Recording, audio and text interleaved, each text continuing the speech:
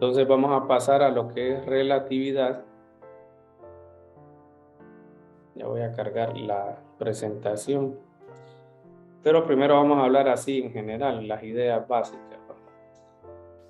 Entonces miren, por ejemplo, nosotros primero vimos, digamos, en la física 1,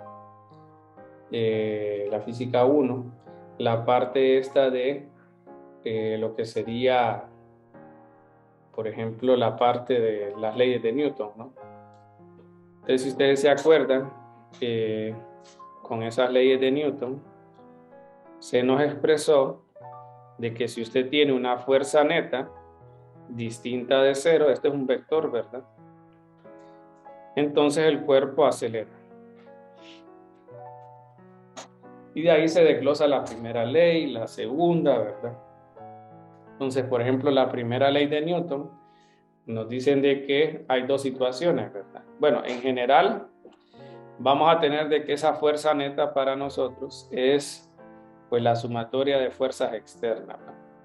Todas las fuerzas externas que estén sobre el sistema.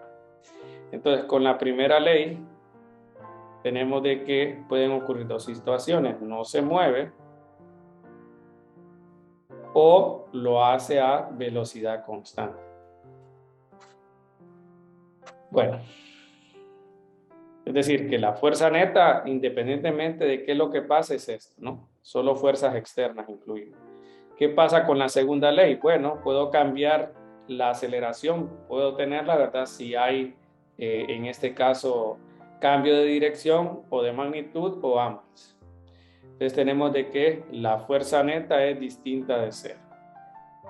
Y la fuerza también se define en términos de el cambio del momento con respecto al tiempo.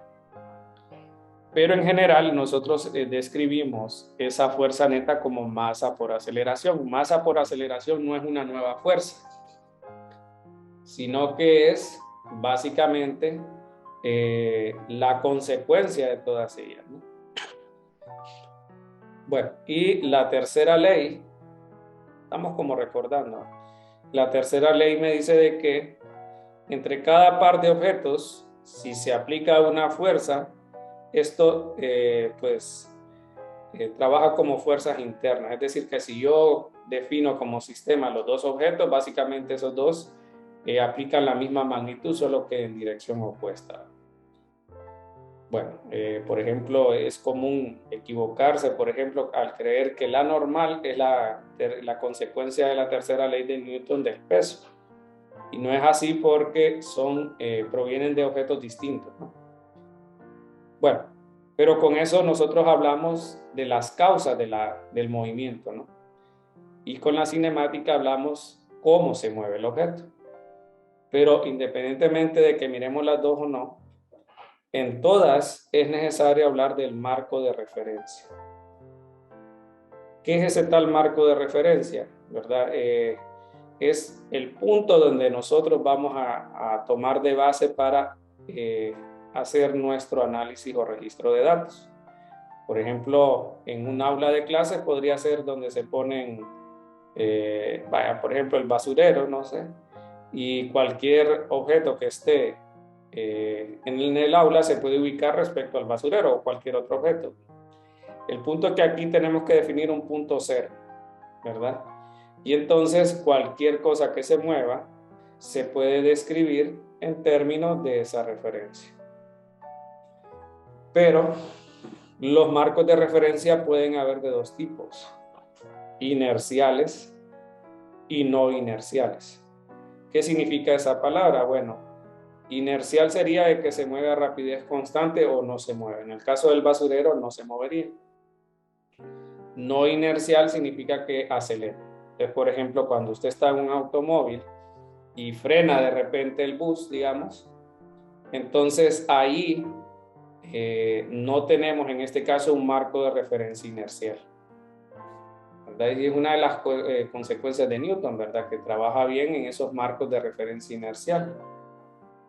En no inerciales, pues también inclusive hay que hacer otros marcos de referencia distintos al plano XY que uno trabaja o el XYZ, ¿verdad? Entonces el punto es de que Por ejemplo, ya con esos marcos de referencia usted puede obtener mucha información del objeto. De hecho, la posición, la rapidez o velocidad, ¿verdad? Y la aceleración. Bueno, y con el marco de referencia se viene la pregunta de que si hay un marco de referencia único o preferencial. O sea, único en el cual entonces usted pueda estar tranquilo y decir, bueno, todas las leyes de la física se aplican ahí. Entonces esa es una pregunta que como estaría pendiente en ese caso. Y bueno, entonces, ¿por qué? ¿Por qué necesitamos saber eso? Pues porque en nuestro caso, imagínense que usted va en la carretera, ¿verdad? Va en la carretera y, por ejemplo, usted está en un automóvil aquí y aquí ve otro vecino. ¿Sí? Si ambos van a la misma rapidez V1, digamos, para cada uno de ustedes, pues mirarían al otro que estaría básicamente en reposo. Si estuviera todo sellado y no hubiese la oportunidad de ver el exterior, solamente el automóvil, nada más, ustedes creerían que el objeto está en reposo. Pero si ponemos otro observador acá, digamos a este le voy a llamar S y a este S', S' miraría que él está en reposo, pero notaría que S se está moviendo y viceversa. S miraría que él está en reposo, pero notaría que S' está en movimiento. Pues hay una situación en cuanto al registro de los datos y los modelos que tenemos en física que pareciera que están sujetos a la cuestión esta del marco de referencia, ¿verdad? Entonces ahí viene una de las cuestiones esas de relatividad. Otra cuestión, con la parte del electromagnetismo, vimos entonces de que Maxwell define lo que son un compendio de fórmulas que distingue ya a la luz como una onda electromagnética. Y hace entonces una aseveración en ese compendio de fórmulas de que la luz, independientemente del marco de referencia que se mueva, lo tiene que hacer a una rapidez de 3 por 10 a la 8 aproximadamente, ¿verdad? Metros por segundo. Pero aquí el concepto de onda e interferencia que hemos visto llegó a obligar a la gente a creer de que la luz necesitaba un medio, ¿verdad? Y en este caso, ¿verdad? Que es la luz se movía en ese marco de referencia preferencial, es decir, que aquí obligaban a que los marcos de referencia sí existía uno en particular que era, pues se podía tomar como base, ¿verdad? Y en el caso para la luz lo obligaron a que se moviera en un medio que le llamaron el éter. Pero obviamente no es que lo podían tocar, ¿verdad? Y saber cómo era, ¿verdad? Sino entonces de que dijeron, bueno, debería de haber un medio por el cual se mueva esto, porque así lo hace el sonido, así lo hace la luz. Ya vimos la difracción, ya vimos interferencia, ¿verdad? Y constatamos de que en realidad sí necesita un medio. Bueno, entonces para eso trabajaron la parte esta de la parte esta de la interferencia. Dijeron, bueno, sabemos que la Tierra se mueve respecto al Sol, ¿verdad? Tiene una rapidez, pongámosle v. Y en este caso entonces vamos a considerar en nuestro experimento el efecto de la luz, ¿verdad? A través del éter. Vamos a considerarlo, por ejemplo, en la situación de que, pues digamos, esa velocidad con respecto a que se mueve la luz en el éter, ¿verdad? Esté a favor de la configuración de la luz o en contra. Y con eso trataron de buscar, aplicando la parte esta de interferencia, una manera de medir esta situación, ¿no? Este valor, ¿verdad? O de detectar, por decir así, la presencia del éter. Entonces, miren que con el interferómetro de Michelson y Morley, trataron de llegar a esa consecuencia, o sea, a buscar ese tal éter, a ver si estaba o no. O sea, que estos que hicieron este experimento y otros más esperaban un patrón de interferencia debido a que esperaban una situación por pues la condición de la luz en ese marco de referencia llamado éter, ¿no? Entonces ahí tenemos un esquema, miren, de lo que sería ese interferómetro, ¿verdad?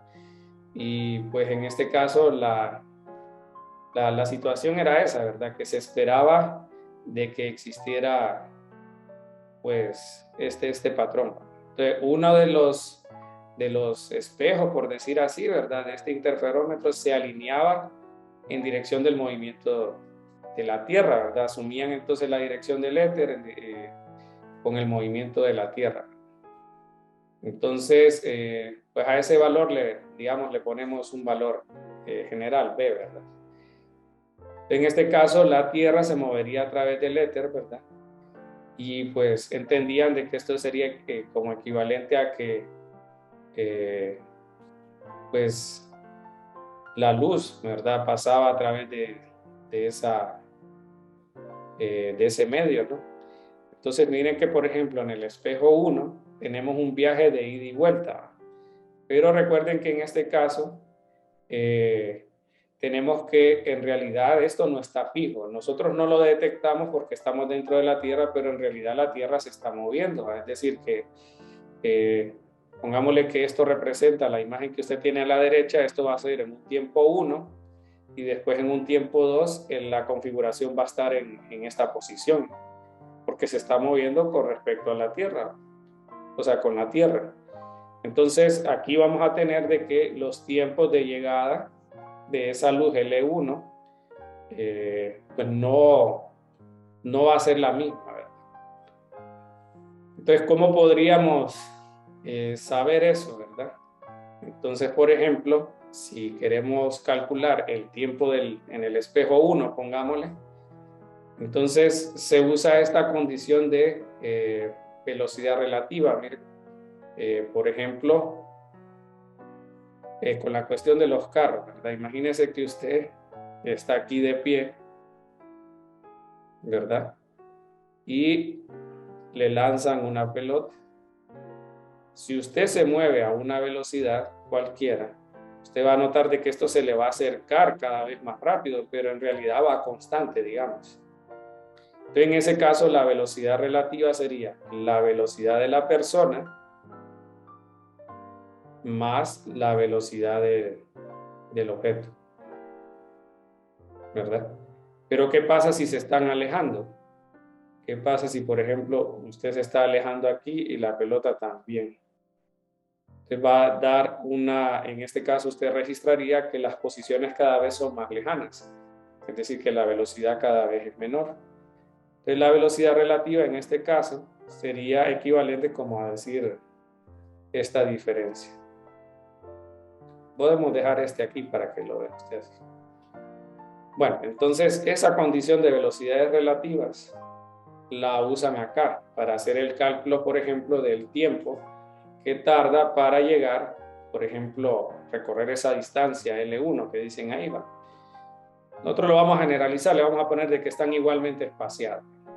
Entonces, ¿qué pasa? Cuando en este caso la luz está en dirección de lo que sería, por ejemplo, el éter supuesto, ¿verdad? Entonces nosotros tendríamos de que usted estaría en la misma dirección avanzando o sea, el espejo estaría avanzando en la misma dirección que el éter. Entonces, en ese caso tendríamos, por ejemplo, como el caso 2, en el caso en el que restamos las velocidades. Pero en el otro, el espejo se va acercando al éter, por decir así. Entonces tendríamos esta situación. Entonces, si queremos saber el tiempo que tarda en el espejo 1 en la luz pasar, ¿verdad? O sea, primero tenemos una fuente, dice. Y aquí en este espejo entonces separamos. la luz. Una se refleja de esta manera y va a parar al espejo, rebota y regresa aquí de nuevo. Y luego entonces se juntan los dos y pues ahí es donde vemos y esperaban la supuesta interferencia. Entonces, para el espejo 1, pongámosle así. Tendríamos que va a recorrer una distancia L. Recuerde que distancia es igual a velocidad por tiempo. Entonces, la distancia sería común, L. Pero en el primer caso dijimos de que sería, por ejemplo, pues C menos B. C es la rapidez de la luz y B es la velocidad del éter. Y en el otro caso tendríamos C más B, por lo que se van acercando. De hecho, según como lo comenté al final, sería que primero se acerca, ¿verdad? Que sería este de aquí y luego se aleja. Bueno, pero ahí ya tenés el tiempo. Mira. Y aquí entonces, utilizando el álgebra, le queda, por ejemplo, factor común L. Abajo queda, por ejemplo, una diferencia de cuadrados. Y aquí te queda C menos B más C más B. Y al final nos queda entonces 2L sobre C y se puede hacer un poquito de álgebra para llegar a esto. ¿Verdad? Entonces, si usted nota, se factorizó el C cuadrado, arriba quedó C, se canceló una, quedó el C abajo nada más, y aquí se sumó dos veces esto, entonces queda 2L sobre C. Y entonces, como se factorizó el C cuadrado, te queda esto, y luego pusieron esto como numerador. Bueno, ese sería del rayo L1, digamos. ¿Qué pasa con T2? El espejo dijimos de que se mueve. Es decir, que en realidad, digamos, si ponemos de que este se mueve el éter o la Tierra, perdón, hacia la derecha, perdón, la Tierra hacia la derecha, esa sería la velocidad de la Tierra. Entonces, quien está en el marco de referencial preferencial es la luz, ¿verdad? Que está en el éter. ¿verdad? Ahí entonces estaríamos midiendo que es 3 por 10 a la 8. Entonces, aquí tendríamos de que esta luz en realidad no va de manera vertical, sino que, por ejemplo, cuando llega a impactar, hace una dirección similar a esta y luego entonces hace el regreso. Entonces hace como un triángulo en realidad.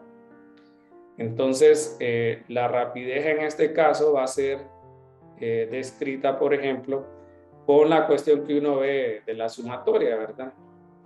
Entonces, por ejemplo, aquí le voy a agregar más o menos cómo sería una forma de verlo. Es decir, este sería, por ejemplo, el movimiento de la luz. Digamos, aquí sería de regreso. Pero tenemos en este caso de que, por ejemplo, el éter se estaría moviendo de esta manera. No el éter, la Tierra, perdón. La Tierra. ¿Verdad? Y este de aquí sería la velocidad entonces con la que se desplazaría, ¿verdad? La velocidad relativa. Es decir, que aquí tenés la rapidez C, 3 por 10 a la 8, ¿no? Este sería la velocidad de la Tierra y este sería entonces la velocidad relativa. Bueno, entonces en este caso usando Pitágoras con las magnitudes nos queda que es C cuadrado menos B cuadrado en la raíz y se forma el mismo triángulo, se podría decir. Aquí sería 2 veces L, pero aquí tenemos C cuadrado menos B cuadrado a la 1 media. Entonces 2L, quitándolo factorizando el C cuadrado, nos queda C aquí y nos queda 1 menos B cuadrado sobre C cuadrado a la menos 1 medio. ¿Verdad? Entonces ese sería en el caso de el tiempo 2 que pasa por el espejo. Bueno, aquí hacen otra aproximación, al revés. 1 más x a la n se aproxima a 1 menos nx. Yo creo que es así. Es decir, no, es sin el negativo este. Así. Ok, entonces miren, ¿qué es lo que queremos hacer al final? ¿va? Para que entiendan y no se enfoquen solo en la fórmula. Las luces se esperaría que van a llegar, en este caso, a diferentes tiempos. Y al llegar a diferentes tiempos, la distancia recorrida o el delta R que mirábamos en la interferencia va a ser, en este caso, distinto de cero. O van a haber momentos en los que vamos a tener interferencia constructiva o destructiva, ¿verdad? De hecho, vimos esta condición de la fase, ¿verdad? ¿Se acuerdan que dijimos que esto sobre 2pi es igual a delta R sobre lambda? Entonces, ahí habían condiciones de interferencia, entonces se esperaba eso. Es más o menos aquí, creo que lo podemos ver, miren. Aquí la luz incide en cada uno, ¿verdad? Y nosotros lo que haríamos es identificar un patrón de interferencia. Entonces, si ustedes notan aquí en la parte de arriba sería donde la luz llegaría en fase o no, o donde tendríamos interferencia constructiva o no. Entonces, mire, usted puede cambiar esto, de repente también girar los espejos y todo eso, porque aquí estaríamos de que, digamos, este espejo está paralelo a la velocidad de la Tierra, lo podemos poner de forma perpendicular, mencionan en el texto. Pero lo que puede ver es que ahí, por ejemplo, están en fase. Yo tendría interferencia constructiva. Aquí no, podría darse interferencia constructiva y destructiva. El patrón de interferencia, mire. Entonces, dependiendo de la distancia y todo eso, yo esperaría pues que se diera esa situación. A eso va todo esto. O sea, todas estas expresiones que ustedes están viendo simplemente está tratando de delimitar lo que sería la fase que se esperaría debido al experimento y lo que se está asumiendo, ¿verdad? Que en la luz a través del éter se mueve a 3 por 10 a la 8. Entonces miren aquí, por ejemplo, si hablamos del intervalo de tiempo que ocurre, ¿verdad? Entre lo que es la llegada de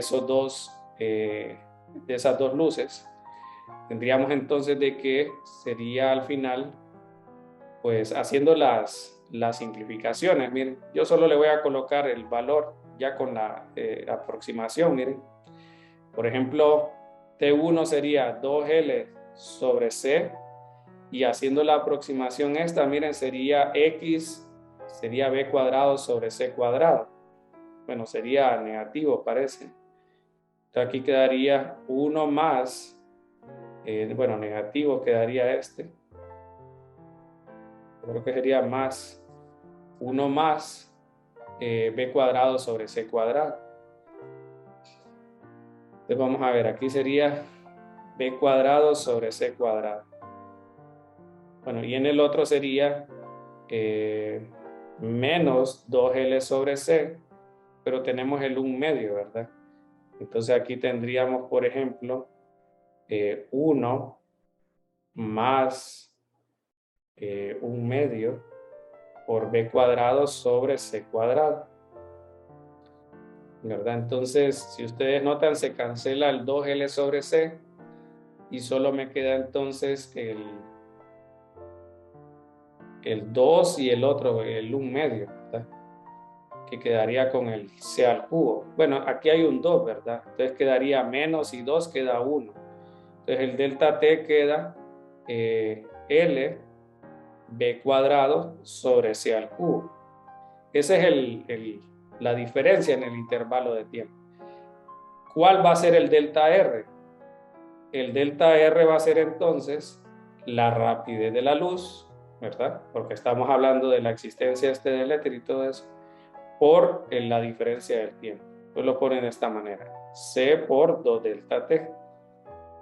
Entonces ahí tenemos que sería 2L por B cuadrado sobre C cuadrado. Entonces, ya si vemos en este caso lo del cambio de fase, entonces el delta R sobre lambda sería el delta phi sobre 2pi.